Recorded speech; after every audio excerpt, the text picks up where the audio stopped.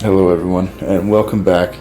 Last time I checked in, I was JB welding the cylinder head, filling in all the craters and imperfections. And the copper looking stuff inside the engine head and where the coolant flows, I ended up confirming that stuff was indeed bars leak. I'm going to apologize to you guys ahead of time right now that I didn't get much footage today because I got my butt kicked. Putting in the cylinder head is a lot more difficult than it is taking it out. But I got some clips. My phone ended up dying and I was just so frustrated and defeated, I just kept going. Here's the gasket. The engine block's prepped. I ended up using copper spray gasket to help seal it in better.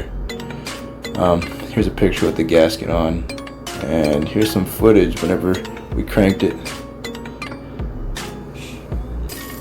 Now keep in mind no spark plugs or anything are plugged in, it's just turning over. The ignition wires, the oil filter, and the spark plugs, I ended up putting those in. I'll post footage of those later. And again, I'm sorry guys, but I will make it up to you in the next episode. I just had to post something and apologize to you guys, but again, like and subscribe. If you have any tips or suggestions, let me know. Thanks again for watching guys.